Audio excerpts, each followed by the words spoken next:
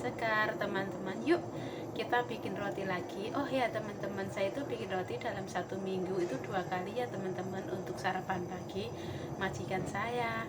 Nah ini teman-teman, bahan-bahannya sudah saya siapkan. Ada susu segar, ada butter, telur, vernipan, gula pasir, dan juga tepung terigu ya teman-teman. Oh ya teman-teman, tepung terigunya ini saya menggunakan tepung terigu protein tinggi ya. Dan ini saya tambahkan 1/2 sendok teh garam ataupun sejumput garam ya teman-teman. Lanjut saya masukkan gula pasir ke dalam susu cair tersebut teman-teman. Ini susu hangat ya teman-teman. Oh iya teman-teman, dikarenakan saya menggunakan brown sugar itu kan besar-besar, makanya saya larutkan terlebih dahulu. Nah setelah larut saya masukkan vernipan ataupun kiss ya teman-teman. Ini saya masukkan, saya aduk rata terlebih dahulu supaya tercampur rata dan tidak berbundir ya teman-teman. Lanjut saya masukkan telurnya sekalian teman-teman. Ini ke telurnya suhu ruang saya masukkan, saya kocok lepas terlebih dahulu supaya tercampur ya teman-teman. Ini saya campur-campur, tapi saya menggunakan sendok, tapi kemana-mana terus saya menggunakan adukan ataupun kocokan telur ya teman-teman. Nah setelah tercampur seperti ini, kita tutup rapat menggunakan tutup ya teman-teman selama 10 menit. Tujuannya untuk apa? Tujuannya untuk biar tahu vernipannya masih aktif atau tidak. Lanjut saya panaskan ataupun cairkan ini butter teman-teman. Saya menggunakan butter, tidak menggunakan margarin. Teman-teman boleh menggunakan margarin ataupun blue band. Nah setelah mencair ataupun meleleh seperti ini, kita sisihkan terlebih dahulu dan dinginkan. Lanjut saya siapkan tepung terigu yang tadi sudah saya tambahkan garam ya teman-teman, dan ke tempat yang lebih besar supaya apa? Supaya nanti saat pengadukannya itu mudah. Dan lanjut teman-teman, ini vernipannya sudah mengembang dan saya tambahkan butter yang sudah cair ya teman-teman. Sengaja saya campurkan jadi satu supaya apa? Supaya mudah saja teman-teman, karena saya tidak menggunakan mixer dan saya tidak ulen ya teman-teman. Ini hanya saya aduk-aduk saja seperti ini, memakai spatula teman-teman.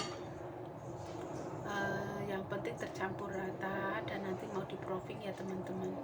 Nah seperti ini pengadukannya teman-teman, pelan-pelan saja, tidak usah menggunakan tenaga yang berlebihan ataupun nanti kita tidak perlu diuleni teman-teman. Bagi yang tidak ada mixer boleh menggunakan metode ini, bagi yang punya mixer juga boleh memakai mixer ya teman-teman. Saya hanya menggunakan spatula, saya ulen ini saja, lagi males nyuci-nyuci ya teman-teman, dan tangan juga tidak kotor ataupun belepotan dengan tepung. Karena saya kalau memakai mixer saya harus mengeluarkan barangnya dari lemari. Tahu sendiri orang Hongkong tempatnya kecil dan barangnya itu banyak sekali. Saya harus memilah-milah mana cara mengambilnya bagaimana. Nah saya menggunakan metode ini saja teman-teman. Saya aduk memakai sotel saja ataupun solet ya. Nah setelah tercampur rata seperti ini teman-teman, setelah tercampur seperti ini kita bersihkan pinggir-pinggirnya bagian baskom, dan ini saya rapikan. Saya atasnya kasih sedikit minyak sayur supaya apa? Supaya nanti adonan saat di proofing tidak kering ya teman-teman. Ini tadi saya menggunakan minyak sayur sedikit saja untuk mengolesi bagian pinggir baskom juga.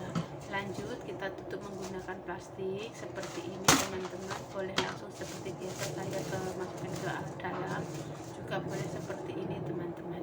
Biasanya kalau sudah saya tutup seperti ini, masih saya tutup lagi menggunakan kain ataupun menggunakan tutup besar. Nah kali ini saya menggunakan tutup besar seperti ini teman-teman. Ini saya proofing selama 45 menit. Singkat cerita teman-teman, ini sudah saya proofing selama 45 menit. Adonan sudah mengembang 2 kali lipat ya teman-teman dari yang pertama tadi. Lanjut ini meja sudah saya bersihkan dan saya kasih sedikit minyak teman-teman. Supaya apa? Supaya nanti tidak lengket saat kita memotong-motong ataupun kita menghilangkan gelembung-gelembung yang ada pada adonan teman-teman. Nah ini kita keluarkan adonan dari baskom, tidak perlu diulen teman-teman, cukup keluarkan seperti ini dan kita tekan-tekan. Nah kita tekan-tekan seperti tujuannya apa? Tujuannya untuk menghilangkan gelembung-gelembung udara yang ada pada adonan. Karena di saat tadi kita memprofing itu teman-teman, dia akan mengembang ya, dia itu mengandung gelembung udara. Nah, kita pecahkan seperti ini, kita tekan-tekan saja gelembungnya teman-teman. Kita tidak perlu mengulen ya teman-teman, cukup ditekan-tekan seperti ini, nanti dia akan elastis dengan sendirinya. Ini sangat bagus, bahannya sangat lembut, sangat elastis dan tidak putus ya teman-teman. Nah, ini masih ada sedikit gelembung-gelembungnya, makanya saya pencet-pencet saja seperti ini. Lanjut, setelah selesai kita gulung seperti ini supaya apa? Supaya memudahkan untuk pemotongan. Ini saya potong seperti ini terlebih dahulu teman-teman, nanti mau saya timbang karena nanti mau dikepang ya teman-teman, jadi kita harus sama rata atau sama besar. Saya potong-potong seperti ini terlebih dahulu semuanya. Nanti kalau sudah dipotong baru mau saya timbang. Setiap satu bulatan itu sekitar 20 gram teman-teman. Nah, ini satu bulatan ini 20 gram ya teman-teman. Ini saya bulat-bulatkan terlebih dahulu. Saya bulat-bulatkan rapi terlebih dahulu sampai dengan selesai. Karena ini saya menggunakan 400 gram tepung terigu, jadi agak lumayan banyak ya teman-teman. Nah, ini saya bulat-bulatkan sampai selesai terlebih dahulu seperti ini. Nah, setelah selesai seperti ini teman-teman, kita istirahatkan terlebih dahulu adonannya selama 5 menit ya teman-teman. Mau 5 menit boleh, mau 10 menit boleh teman-teman. Ini saya 5 menit saja dikarenakan waktu saya habis untuk masak yang lain teman-teman. Lanjut, setelah 5 menit dia sudah agak mengembang ya teman-teman, kita gulung panjang seperti ini setiap adonannya. Saya menggunakan satu roti itu menjadi 3 butir ya teman-teman. Nah, 3 butir seperti ini saya gulung-gulung ataupun saya model digulung panjang seperti ini untuk memudahkan nanti mengepangnya teman-teman. Nah, ini 3, nanti boleh sambil ditarik ya teman-teman supaya dia agak panjang begitu. Nah, ini setelah saya selesai gulung, lanjut saya susun rapi dan saya kepang teman-teman. Ini saya kepang seperti ini terlebih dahulu biar nanti tuh bentuknya sama. Biasanya kalau kita kepang dari atas ke bawah, dia itu atasnya besar, bawahnya kecil teman-teman. Makanya saya kepang dari tengah ke atas dan ke bawah supaya apa? Supaya nanti hasilnya sama besarnya. Lanjut teman-teman, saya bikin yang kedua dan sampai selesai terlebih dahulu ya teman-teman. Oke ya teman-teman, ini saya sudah siapkan loyang, sudah saya olesi menggunakan butter supaya nanti tidak lengket. Nah, ini saya susun rapi terlebih dahulu dan saya lanjut bikin untuk sampai dengan selesai. Saya bikin seperti ini, saya kepang lagi seperti awal tadi ya teman-teman. Kita bikin, kita kepang seperti ini sampai dengan selesai. Nah, ini kadang kita ngepang roti itu kadang kita salah taruh teman-teman, tapi udah nggak apa-apa lah karena saya juga waktunya gugup ya teman-teman. Waktu saya gugup dan juga masih banyak pekerjaan yang harus saya kerjakan. Nah, ini sudah selesai teman-teman, nanti mau saya proofing dulu selama 40 menit. Kita istirahatkan, kita proofing selama 40 menit ya. Nah, setelah 40 menit teman-teman, dia udah mengembang 2 kali lipat dari yang pertama tadi ya. Ini hasilnya setelah saya proofing selama 40 menit. Rencana mau saya olesin menggunakan susu cair tadi ya teman-teman, supaya apa? Supaya nanti bagian atasnya kulit roti itu tidak keras teman-teman, dan nempel dengan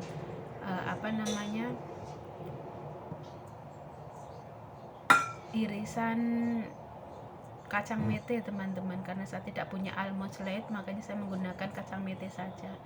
Ini saya oles-oleskan rapi terlebih dahulu menggunakan susu cair teman-teman. Kalau teman-teman tidak ada susu cair, boleh menggunakan susu bubuk dicampurkan dengan air ya teman-teman. Nah seperti ini saya oles-oles rata terlebih dahulu sampai benar-benar rata terkena semuanya. Ini bentuknya tidak sama semua ya teman-teman, karena kenapa? Karena saya itu kalau lagi pas ngepangnya itu suka lupa arahnya yang kemana. Ada yang arahnya ke situ, ada yang ke sini, jadi bentuknya tuh lucu-lucu. Ini yang pertama saya lipat teman-teman, bentuknya masih agak aneh. Lanjut kita taburi buah kacang mete yang sudah saya iris-iris ya teman-teman. Ini saya taburkan merata terlebih dahulu. Kenapa saya basahkan dengan susu cair, karena biar dia itu menempel teman-teman, tidak lepas saat nanti dipanggang. Nah ini saya taburkan rata terlebih dahulu. Tadi tuh saya tidak potong semua, takut kebanyakan, tapi kayaknya pas deh. Saya memotong 8 ataupun 9 biji kacang mete tadi ya teman-teman, ukuran besar. Ini kacang metenya kacang mete mentah ya teman-teman, karena nanti mau dipanggang barengan, jadi nanti akan matangnya barengan juga. Nah setelah selesai kita tabur kacang mete seperti ini, lanjut kita kita panggang. Ini ovennya sudah saya panaskan 10 menit teman-teman. Saya menggunakan api atas bawah dengan temperatur 160 derajat celcius.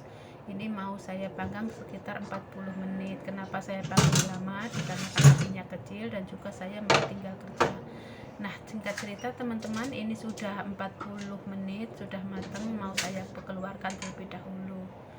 Itu yang bagian depan itu agak kekuningan, mungkin apinya tidak merata ataupun bagaimana ya teman-teman.